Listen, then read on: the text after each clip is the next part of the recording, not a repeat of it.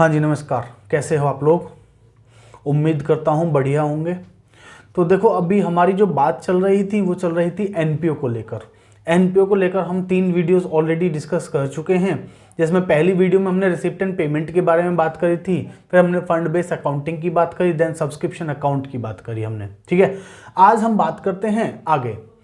देखो होता क्या है, इसके अंदर हमें क्या सीखना है। नॉर्मली हम वैसे भी जो अकाउंट सीख रहे हैं यानी कि हिसाब किताब सीख रहे हैं, और हमारे चैनल का नाम भी क्या है, हिसाब किताब। ठीक है जी। तो देखो अब हमें सीखना क्या है इसमें। अभी हमारा एक टॉपिक बचा है जो सबसे मेन टॉपिक है, जिसका नाम है income and expenditure account. But sir उससे पहले एक छोटा सा टॉपिक और है, जिसका नाम है हमारा क्या, बताओ। लास्ट क्लास में जो मैंने आपसे डिस्कस किया था वो क्या था?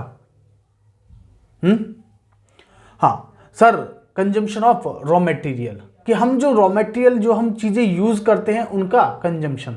देखो होता क्या है, जब हम प्रॉफिट ऑर्गेनाइजेशंस की बात करते हैं, जब हम प्रॉफिट ऑर्गेनाइजेशंस का ट्रेडिंग और पी&एल अकाउंट बनाते हैं, तो उसके अंदर क्या करते हैं हम, वहां पे हम रॉ मटेरियल कंज्यूम नहीं लेते। वहां पे हम क्या करते थे, ट्रेडिंग अकाउंट के डेबिट साइड में क्या लिखते थे, ट्रेडिंग अकाउंट के डेबिट साइड में लिखते थे opening stock, purchases, direct expenses, और क्रेडिट साइड में क्या लिखते थे हम, क्लोजिंग स्टॉक को। एक्चुअली हम वहां पे परचेजेस को और ओपनिंग स्टॉक को अलग लिख रहे थे और क्लोजिंग स्टॉक को क्रेडिट साइड में शो कर रहे थे। वहां पे हम कंजम्पशन से कोई मतलब नहीं था। बट सर यहाँ पे हम बात कर रहे हैं नॉन प्रॉफिट ऑर्गेनाइजेशन की, और नॉन प्रॉफिट ऑर्गेनाइजेशन में हमें क्या करना पड़ेगा, उस रॉ मटेरियल का कंजम्पशन कितना हुआ हमें उतना ही लिखना पड़ेगा। सपोज अगर मैं कोई क्रिकेट क्लब हूं तो मेरे यहाँ पे क्या स्पोर्ट्स इक्विपमेंट यूज होते होंगे। अब मैंने कितने स्पोर्ट्स इक्विपमेंट पूरे साल में कंज्यूम किए वो मुझे क्या करना पड़ेगा, यहाँ पे निकालना पड़ेगा। या फिर अगर मेडिसिन की बात करें, कोई हॉस्पिटल है, कोई मेडिकल स्टोर है, तो उसकी क्या है, मेडिसिन कंज्यूम होती। कंज्यूम से मतलब खाता नहीं है कोई इंसान, वो क्या करते हैं, लोगों को जो हेल्प के लिए देते हैं, तो उन्होंने कितनी मेडिसिन कंज्यूम की उसमें वो हमें निकालना है। देखो किसी भी चीज़ का कंजम्पशन निकालने के लिए सिंपल सी बात है, समझना। मैं आपसे कहूँ कि आपके पास सुबह जब आप घर से आए, मतलब जब आप सुबह उठे, तो आपके पास ऑलरेडी 2 रोटियां रखी थी।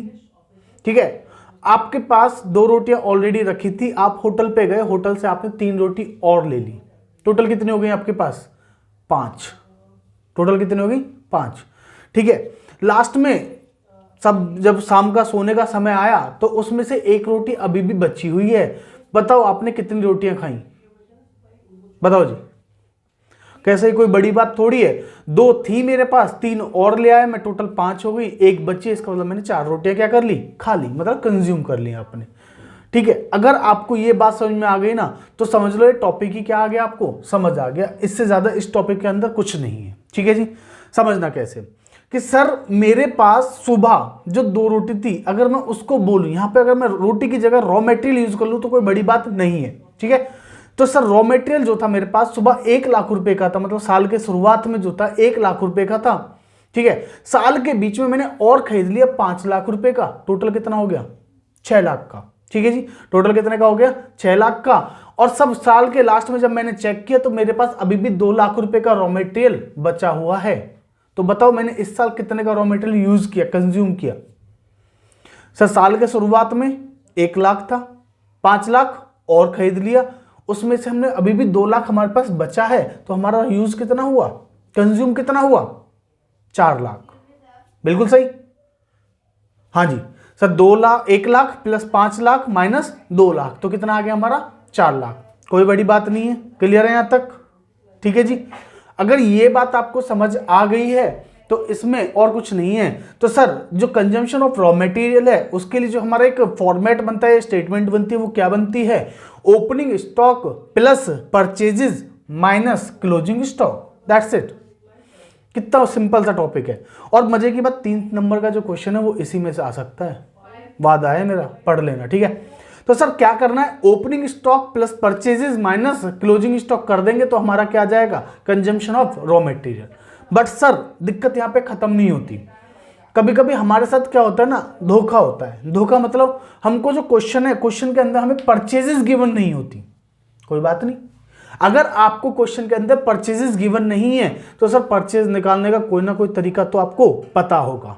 ठीक है, अच्छा मैं यहाँ पे जो बात कर रहा हूं, मेरी बातें ध्यान से सुन लेना। आज मैं लिखूंगा कम, बोलूंगा ज्यादा। ठीक है, यहाँ पे जो परचेजेस हैं, हमारी जो परचेजेज हैं, आप याद करो आपने ट्रेडिंग P&L अकाउंट जब बनाया था 11th क्लास में, तो वहां पे हम जो परचेजेज यूज करते थे वो परचेजेज कौन सी होती थी? क्या कैश परचेज होती थी या क्रेडिट परचेज होती थी? बोलो, कैश और क्रेडिट, या कैश या क्रेडिट या दोनों? ऑप्शन ए है कैश परचेजेस, ऑप्शन बी है credit purchases and option C है both A and B and option D neither A neither B. हाँ जी, कह रहे हैं सर सी ऑप्शन रहेगा, क्योंकि परचेजेस तो दोनों ही हम क्या करते थे, रिकॉर्ड करते थे, कैश भी और क्रेडिट भी। ठीक है जी, तो सर यहां पे भी हमें कैश और क्रेडिट परचेजेस दोनों लेनी है। ठीक है, तो opening stock plus purchases minus closing stock, और परचेज के अंदर आएंगी कौन सी परचेजेस? दोनों, वो कैश वाली भी और क्रेडिट वाली भी। अगर क्वेश्चन ने आपको परचेजेस नहीं बताई, अगर क्वेश्चन ने आपको परचेजेज नहीं बताई, तो इसमें घबराने वाली कोई बात नहीं है। सर परचेज नहीं बताएगा तो परचेज निकालने का तरीका बताएगा। ठीक है, और तरीके में क्या बताएगा? अच्छा, मैं मान लो, छोड़ो क्या बताएगा उसको बाद में बात करेंगे। मैं आपसे कुछ पूछता हूं, पहले मेरा सवाल है आपसे, ठीक है, जवाब दीजिएगा। मेरा सवाल है, अगर आपको परचेजेस गिवन नहीं है, या अगर आप क्रेडिट में परचेज करते हो, क्रेडिट मतलब उधार, जिनकी इंग्लिश वीक है उनके लिए बता देता हूं, क्रेडिट का मतलब होता है उधार। अगर मैं उधार में कोई चीज खरीद रहा हूं, तो उस परचेज की वजह से मेरी एक लायबिलिटी जनरेट होती है, जिसको आप बचपन से पढ़ते आ रहे हो 11th क्लास के जर्नल से। क्रेडिट में परचेज करने से मेरी एक लायबिलिटी बनती है। भाई अगर मैं कैश में खरीदता हूं तो कैश गया, परचेज, सामान आया और कैश गया, खत्म पॉइंट। लेकिन अगर मैं उसी चीज को क्रेडिट में खरीद रहा हूं, ध्यान से सुनते रहना बातों को, ठीक है, अगर मैं कोई सामान क्रेडिट में खरीद रहा हूं, क्रेडिट मतलब उधार खरीद रहा हूं, तो मेरी एक लायबिलिटी जनरेट होती है जिसका नाम क्या है? क्रेडिटर। एक होता है क्रेडिटर, एक होता है डेटर। क्रेडिटर वो जिसे मुझे पैसे देने हैं। ठीक है जी, तो मेरी एक लायबिलिटी जनरेट हुई कौन सी? क्रेडिटर नाम की। अब मैं उस क्रेडिटर पे आ जाता हूं। सर सपोज करो मैं आपसे कह रहा हूं कि मेरे साल के शुरुआत में जो 1 लाख रुपए के क्रेडिटर थे, साल के शुरुआत में क्रेडिटर्स को जो पेमेंट करनी थी, मेरी बैलेंस शीट की लायबिलिटी साइड में क्रेडिटर्स कितने के थे? 1 लाख के। ठीक है, 1 लाख रुपए के क्रेडिटर थे। साल के लास्ट में अगर वो क्रेडिटर्स की वैल्यू बढ़ के 5 लाख रुपए शो हो रही है, और कोई इंफॉर्मेशन नहीं, सिंपल पॉइंट है। पहला पॉइंट, क्रेडिटर्स ओपनिंग में कितने के हैं? 1 लाख के। ठीक है जी, और साल के लास्ट में क्रेडिटर्स हैं टोटल कितने के? 5 लाख के, और कोई पॉइंट नहीं है। तो क्या आप मुझे बता सकते हैं कि आपने इस साल कितने की क्रेडिट परचेज करी? देखो भैया, क्रेडिटर बढ़ने का सिर्फ एक कारण है, वो है मेरा क्रेडिट में परचेज करना। अगर मेरा 1 लाख से क्रेडिटर 5 लाख हो गया, इसका मतलब मैंने 4 लाख रुपए का सामान और खरीदा है उधार में, क्रेडिट में। क्या ये कोई बड़ी बात है? इतना समझ पाना कि यार क्रेडिटर 1 लाख से 5 लाख हो गए, ये बढ़ रहे हैं 4 लाख रुपए से। 4 लाख से बढ़े किस वजह से? ये बढ़े हैं सिर्फ और सिर्फ किसकी वजह से? क्रेडिट परचेज की वजह से। किसकी वजह से? क्रेडिट परचेज की वजह से। और सर मैं अब यहां पे अगर बताऊं तो ये जो 4 लाख है, ये क्या है? मेरा क्रेडिट परचेज। ये क्या है? मेरा क्रेडिट परचेज। बात समझ में आ गई? निकल गई परचेजेस। अगर परचेज निकल गई तो सिंपल वो फॉर्मूला जो अभी थोड़ी देर पहले बताया, opening stock plus purchases minus closing stock कर देंगे तो क्या होगा? हमारा आंसर आ जाएगा। क्लियर है जी? अच्छा सर, मैं आपको थोड़ा सा और पॉइंट को बढ़ाता हूं। ओपनिंग में 1 लाख के हैं क्रेडिटर्स, ओपनिंग क्रेडिटर्स कितने के हैं? 1 लाख के। क्लोजिंग क्रेडिटर्स 5 लाख के। सुनते रहे ना, क्लोजिंग क्रेडिटर्स कितने के हैं? 5 लाख के। ओपनिंग 1 लाख के, क्लोजिंग 5 लाख के। क्लियर? ठीक है, अब हुआ क्या? क्वेश्चन ने इंफॉर्मेशन दी, क्रेडिटर्स को पेमेंट करी गई, payment made to creditors during the year rupees 2 lakh, 2 lakh रुपए की पेमेंट भी करी। अब आप इस बात को ध्यान से सोचिए, ध्यान से सोचिए। हाँ, 1 लाख रुपए के क्रेडिटर थे शुरू में, उनको 2 लाख रुपए दे भी दिए। 2 लाख देने के बाद तो पेमेंट क्या, उनका जो क्लोजिंग बैलेंस है वो कम होना चाहिए।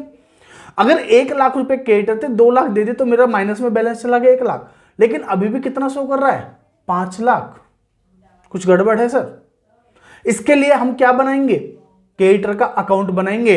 अब आप मुझे बताओ, क्रेडिटर अकाउंट बनाने के लिए, देखो मैं सिर्फ आज बताऊंगा ऐसे ही बोल के, आप सुनते रहो, ध्यान से सुनोगे तो समझ में आएंगी चीजें। ठीक है, प्रैक्टिस आपको करनी पड़ेगी, बाकी मैं क्वेश्चंस कराऊंगा नेक्स्ट क्लास में। ठीक है, आज मेरा पता नहीं क्यों लिखने का मन नहीं है।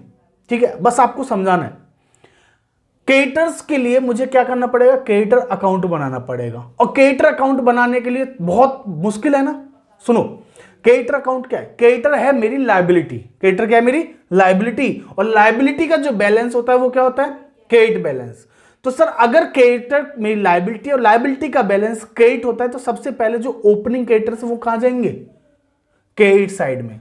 तो sir by balance BD 1 lakh का, अपोजिट साइड में नीचे क्लोजिंग में कितना आएगा, टू बैलेंस सीडी, कितना आएगा, टू बैलेंस सीडी।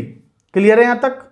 अब मैंने क्रेडिटर्स को पेमेंट करी तो मेरी एंट्री क्या हुई होगी, क्रेडिटर मेरी लायबिलिटी, लायबिलिटी की पेमेंट करते टाइम में जो एंट्री होती है, लायबिलिटी को क्या करना है, कम। याद करो, लायबिलिटी बढ़ेगी तो क्रेडिट करते हैं, घटेगी तो डेबिट करते हैं। तो यहां पे एंट्री सोचो पहले, एंट्री क्या होगी, एंट्री होगी creditor account debit to cash या bank account, creditor account debit to cash या बैंक अकाउंट। सर कितने की, 2 लाख की पेमेंट गई थी, टोटल देखो कितना हो गया, 5 lakh closing balance plus 2 lakh का ओपनिंग बैलेंस 7 लाख, और जिसमें से 1 लाख हमने क्या कर दिया, अभी माइनस कर दिया। तो मेरा जो बैलेंस बचा 6 लाख, वो क्या है मेरा, परचेजेस। तो फिर परचेज मिल गई। भाई आपको अगर परचेजेस नहीं दे रखी, क्रेडिटर की इंफॉर्मेशन दे रखी है, तो क्या आपको परचेजेस निकालने में कोई प्रॉब्लम होगी, अब नहीं। मैंने आपको पहले सिंपल केस डिस्कस किया, अब दूसरे केस में हमारी जो परचेज है वो 6 लाख आई, इन 6 लाख को उठा के लेके जाओ पहले वाले केस में, तो हमारा opening stock plus purchases minus closing stock, तो क्या आ जाएगा हमारा, रॉ मटेरियल कंज्यूम की वैल्यू निकल जाएगी। क्लियर है जी, यहां तक समझ में आई इतनी बात। अगर आपको ये बात समझ में आ गई तो बहुत अच्छी बात है, नहीं आई तो भी अच्छी बात है। ठीक है जी, मेरे को आपको डिस्कस करना था रॉ मटेरियल कंज्यूम का पॉइंट, और सच बताऊं इसमें इससे ज्यादा कुछ नहीं है। रॉ मटेरियल कंज्यूम जो हमने किए हैं इस बार, ये हमारे लिए क्या है, खर्चा। भाई खर्चा ही तो है, और खर्चे हमेशा कहां जाएंगे, इनकम एंड एक्सपेंडिचर के एक्सपेंडिचर साइड में, जो कि होती है डेबिट साइड। अगला टॉपिक हमारा इनकम एंड एक्सपेंडिचर है, जिस पे हमें बात करनी है। यहां तक बात समझ में आई, धन्यवाद।